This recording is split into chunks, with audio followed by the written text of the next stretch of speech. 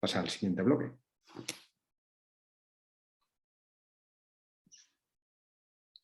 ¿Os parece? Venga, Amanda, te toca a ti. Pues nada, ahí volvemos. Muy interesante todas las reflexiones que hacéis y pues tengo el placer de estar acompañada hoy por Mario Díaz, Ana Moreno y Pablo Camacho como representantes de entidades de ciencia, precisamente, que es algo de lo que hemos hablado mucho. Mario, que trabaja para el CSIC, con el Museo Nacional de Ciencias Naturales, ya esta mañana Joaquín Chaparro nos ha comentado precisamente que se está trabajando con el museo en indicadores de biodiversidad para la PAC. Ahora supongo que él nos podrá comentar con más detalle. Ana Moreno, investigadora del IMIDRA, que la conocemos por un grupo operativo precisamente de olivares, Leñosos, que trabajaba con sostenibilidad y olivares en cambio climático y que ya nos contará la experiencia que ha tenido aplicando algunas de las metodologías de LOA, precisamente. Y Pablo Camacho, que me parece que su visión puede ser muy interesante porque precisamente la Fundación Española de Ciencia y Tecnología trabajan con la ciencia ciudadana, la apoyan, financian proyectos y además trabajan en redes europeas, con lo cual, pues entender un poco este reto, que es la primera pregunta que yo os planteo a los tres, de cómo ponerle el apellido ciudadana a la ciencia, cómo hacer realidad ese desideratum, ¿no? De conseguir que se impliquen muchísimas personas en hacer, en aplicar y en conocer desde la ciencia realidades que a veces son complejas, porque la ciencia es compleja. Y ahí os lanzo la pregunta, si quieres, Mario, y un poco por tu especial implicación en todo este tema agrario, cuéntanos tu visión de si es posible hacer que la ciencia sea ciudadana y qué retos o dificultades le ves tú u oportunidades. Bueno, pues muchas gracias por invitarme. También muchas gracias por las personas que estáis asistiendo, entre las cuales curiosamente conozco a dos. A Joaquín, con el que espero trabajar en los próximos años con el Ministerio de Agricultura en el desarrollo de indicadores, digamos, cost effective, voy al inglés porque me sale de vez en cuando, ¿no? Pero sobre todo muy fiables sobre el impacto de los cambios en las prácticas agrarias en la biodiversidad. También me gustaría saludar a Silvia, que fue alumna mía la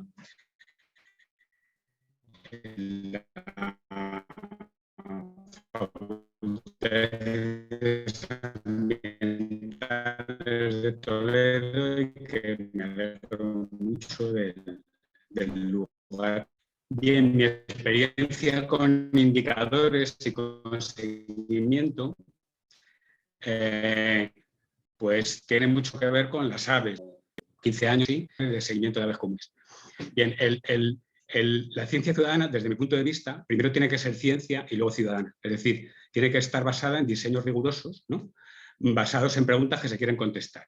Y una vez que tienes el diseño, tienes que implicar al mayor número de gente posible, pero no necesariamente a todo el mundo, ¿vale? Porque entonces corremos el riesgo de generar bases de datos que están contagiadas por un ruido que es imposible de eliminar, ¿vale? He tenido la oportunidad de analizar bases de datos y enfrentarme muy de golpe con estos problemas y entonces, pues claro, pues uno tiene que tener cuidado. La iniciativa del observatorio me parece magnífica, creo que está basada en buena ciencia, pero mi impresión es que puede caer en la tentación de incorporar a muchísima gente que no haga no tanto bien las cosas, sino con la suficiente regularidad como para que nos van a servir más bien para poco. Mario, estos son los temas que yo quería poner encima de la mesa. Obviamente, para resolver estos problemas antes de ponerlos en marcha, ¿sí? Te quería pedir que te quites la cámara, no porque no te queramos ver, sino porque tienes conexión un poco regular, se te corta la voz, perfecto. Y como te queremos escuchar, que lo que interesa aquí es el conocimiento, a ver si así te escuchamos mejor. Vale, lo quito. Genial, gracias. Sí, a ver si así funciona. De hecho, bueno, estoy funcionando con la red EduRoam del CSIC, que el CSIC es una organización muy empingorotada, pero que luego tiene los pies de plomo en varias cosas, ¿no? Perdón, de barro. Entonces me está diciendo que la red no es estable. Bien, resumiendo un poco lo que os quería decir, ¿no? Es que me parece genial hacer ciencia ciudadana, pero entiendo que debe ser primero ciencia. Y esto se consigue con una interlocución constante y abierta entre ciudadanos interesados en recopilar datos y científicos interesados en diseñar estos programas. Hacerlo de cualquiera de las otras dos maneras, en solitario, es garantía de fracaso, porque desde el punto de vista científico tenemos el gran problema de que la escasez de fondos para financiar programas de seguimiento hace que sea imposible, ¿no?, diseñar algo a suficiente escala espacial y temporal como para que sea viable si uno solamente cuenta con profesionales. Igualmente, si uno solamente cuenta con voluntarios, lo más probable es que acabe generando bases de datos muy ruidosas que luego no haya manera de analizar. Vale, y ya me callo. No, pues bueno, te volveremos a preguntar.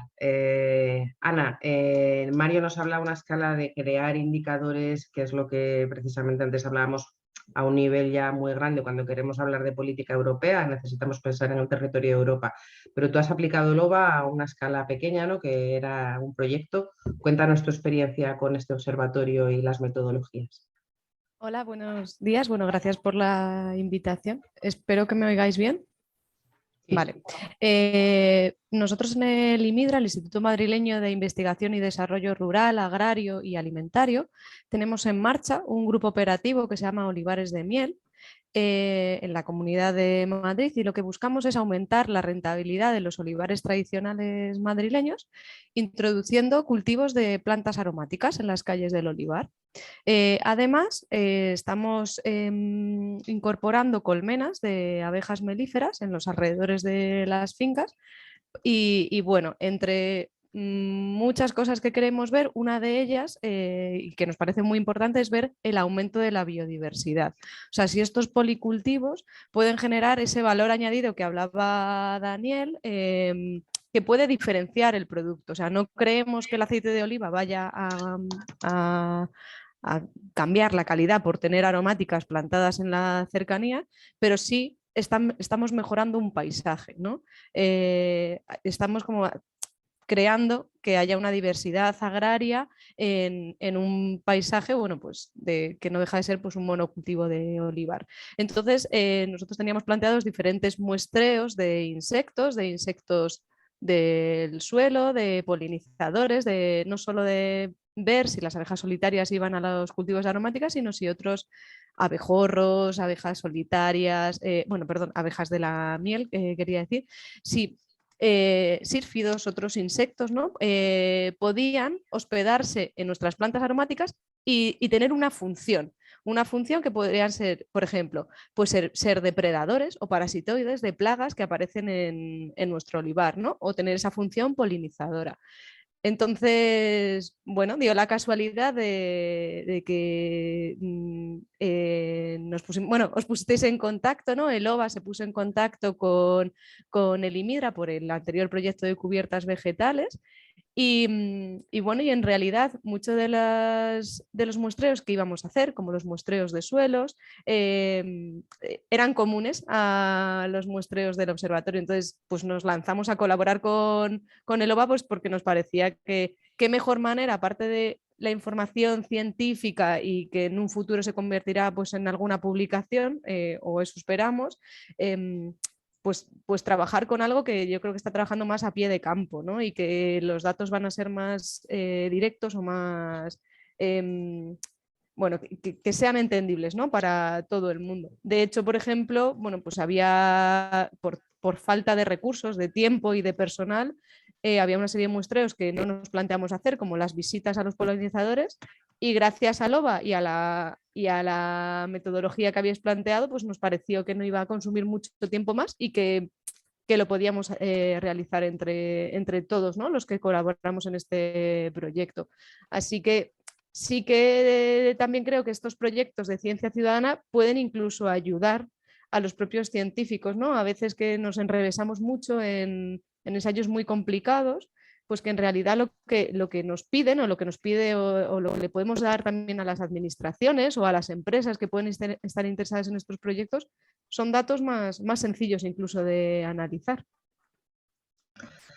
Pues una experiencia muy interesante que va ayudándonos a entender algunas de las dificultades que además ya nos han comentado antes los compañeros del Observatorio francés, que bueno, que no es fácil, por lo que ha explicado Mario, porque estamos hablando de ciencia y porque la ciudadanía necesita una formación específica y por más cosas, pero también sabemos que hay apoyos. Este es el caso de la Fundación Española para la Ciencia y Tecnología, que precisamente apoya los proyectos de ciencia ciudadana. Hay un proyecto similar, de hecho, a este OVA, pero a otra escala y en el territorio de Aragón, que ha salido beneficiado en una de las convocatorias.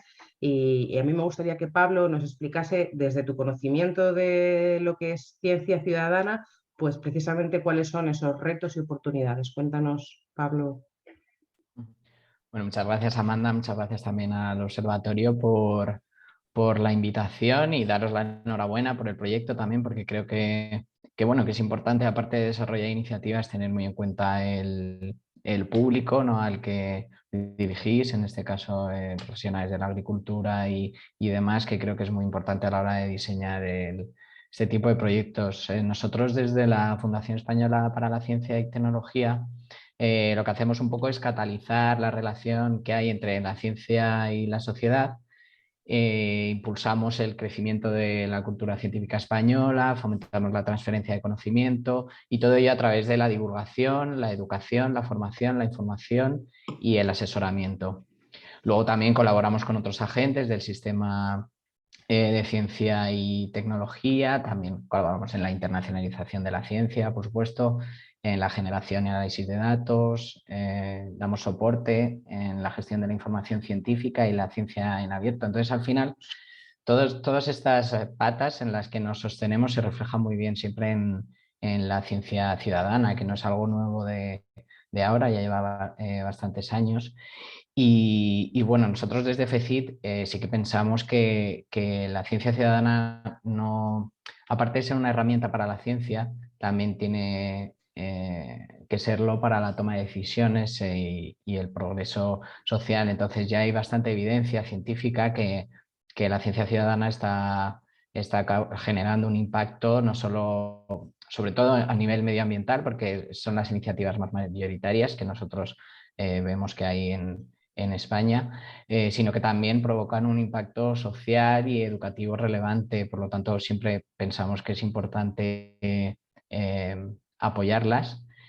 Y luego también, ahora que ya lleva varios años la ciencia ciudadana, nosotros, por ejemplo, en nuestra convocatoria de ayudas la reflejamos por primera vez como algo a apoyar en 2013 y ahora sí que creo que estamos en el momento de hacer una reflexión de, qué iniciativas de ciencia ciudadana hay, cómo se están haciendo.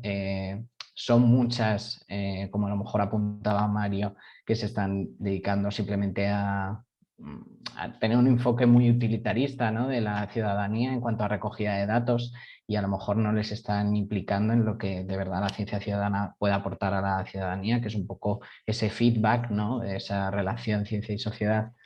A la hora también de que la sociedad pueda participar en el diseño de preguntas, en la extracción de resultados, en la difusión también es un componente activo muy importante de la sociedad, de cómo puede ayudar, porque al final lo que es el método científico no solo está en la recogida de datos, sino también en la publicación de resultados y también incluso el plantearte una pregunta. Se generan también proyectos de ciencia ciudadana para reunir a diferentes grupos sociales y diversos para plantear una pregunta y ya de ahí partir los investigadores e investigadoras a desarrollarla y desarrollar las metodologías que sean precisas para responderlas. Entonces, bueno, por parte de FECIT nos parece siempre algo, la ciencia ciudadana, una metodología reciente, pero no nueva, y que en eso estamos intentando apoyarla. Y antes de volver a Mario con la pregunta que ya he anticipado antes, pero que tiene que ver con la escala y con esa dimensión europea, precisamente vosotros trabajáis en redes de ciencia ciudadana a escala europea y para esto que decíamos, ¿no?, de evaluar si todo ese dinero que se pone encima de la mesa para financiar objetivos, por ejemplo ahora ambientales y climáticos, se puede apoyar. ¿Cuál es tu experiencia? ¿Conoces a lo mejor algún proyecto, alguna referencia europea que nos pueda servir de... Nosotros en FECIT bueno, este año justo terminó el proyecto, pero eso no quiere decir que haya parado la actividad. Participamos en el proyecto EU Citizen Science, que es un poco, surgió como una manera de aglutinar las iniciativas de ciencia ciudadana que se generaban a nivel europeo, porque sí que nosotros previamente también organizamos un foro internacional sobre ciencia ciudadana en 2018 y también hemos establecido redes de contacto con diferentes profesionales y entidades también que se dedican a esto a nivel de España, y sí que había como una sensación de que la ciencia ciudadana en Europa todavía estaba como algo desdibujada o la gente funcionaba de manera muy independiente, y el proyecto EU Citizen Science nació para eso, para aglutinar en una plataforma web todas las iniciativas de ciencia ciudadana, y no solo eso, sino también desarrollar investigación sobre si estaban funcionando, qué ciencia ciudadana se hace en Europa, cuáles son las iniciativas más frecuentes, también hacer asesoramiento. Incluso hay diferentes en la página web, que es citizenscience.es. También hay módulos de formación. Y bueno, y el proyecto duró 2 años, pero ya te digo que esto lo ha acogido la Asociación Europea para la Ciencia Ciudadana, EXA, por sus siglas en inglés, y es la que va a seguir teniendo en activo esta plataforma, porque al final ha dado un feedback muy bueno. De hecho, España, en los proyectos subidos a la plataforma, España ocupa uno de los primeros lugares. Alrededor del 20% de proyectos que están subidos a la plataforma son españoles. Por lo tanto, creemos que aquí se hace buena ciencia ciudadana, y bueno, esto nos da también una visión global a la hora también de financiarlo, marcar un poco la hoja de ruta en función de las iniciativas que se estén haciendo. Es decir, no tanto ir a los enfoques que teníamos antes top-down, de arriba abajo, sino también de lo que se está haciendo en ciencia ciudadana, lo que está implicando a la sociedad, cómo puede llegar arriba, es decir, cómo puede funcionar como canal de comunicación con, al final, los que van a tomar las decisiones, los decisores. Y ahí entonces es donde vuelvo a ti, Mario, que aunque no te veamos, sé que estás al otro lado. Cuéntanos precisamente, y en esta reflexión que hablamos de escalas europeas, indicadores, necesitamos a lo mejor un ejército de gente tomando datos sobre biodiversidad para saber si toda esa ciudadanía me va a dar una información que realmente pueda alimentar a la PAC, o cómo se trabaja, cómo lo ves tú. Es que en teoría ya hay un ejército, o debería de haberlo, de gente tomando datos. Tenemos directivas europeas que obligan al seguimiento de especies y hábitats de 2 directivas. Son cientos de especies. Lo que pasa es que no se hace. O mejor dicho, lo que hacen las administraciones, y no solo la española, es delegar en ONGs que tienen una estructura y unos sistemas de ciencia ciudadana que les resuelven la papeleta. Eso pasa con los pájaros. El Farmland Bird Index se utiliza tanto, no tanto porque sea sensible o interesante, que también lo es, ¿no?, sino porque un montón de gente le hace los deberes gratis a los estados. Incorporar nuevos indicadores. Bueno, vamos a ver, os cuento. Hay un proyecto europeo ahora que se llama Europabón, ¿no?, que lo que trata es de montar una oficina europea de observación o de seguimiento de la biodiversidad. Y ahora mismo está en la fase inicial de selección de indicadores, que es lo primero.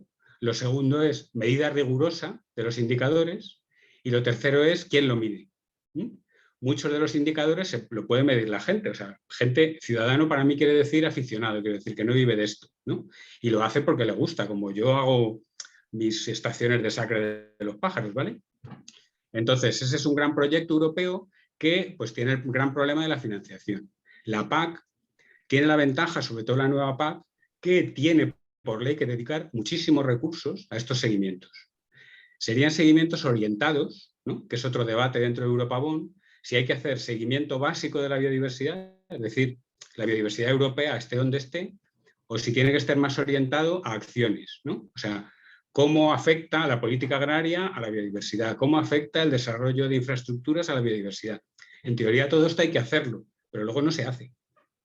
¿Vale? Y, digamos, dentro de esta perspectiva, lo que nosotros queremos hacer o que nos han pedido hacer por parte del Ministerio de Agricultura se deriva de una revisión que hicimos el año pasado, la publicamos en la revista Ardeola, aunque no incluye solo indicadores de aves, que ahí lo que revisamos es todo lo que se sabe para España de relaciones entre usos agropecuarios y biodiversidad, a todas las escalas, ¿vale? Que, modestia aparte, nos quedó bastante bien. Entonces, este documento lo vio el Ministerio y dijo, ya está, tenemos aquí a la gente que nos resuelve la papeleta. No va a ser fácil porque hay mucho que medir, porque no he medido nada hasta ahora, ¿no? Pero yo creo que está, digamos, por lo menos la ciencia española madura como para abordar este objetivo. Una vez desarrollado, ya veremos quién lo mide.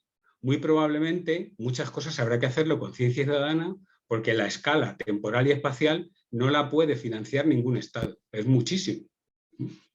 Entonces, esa es un poco la estructura que sería top-down, como dices tú, Pablo, que yo sigo, digamos.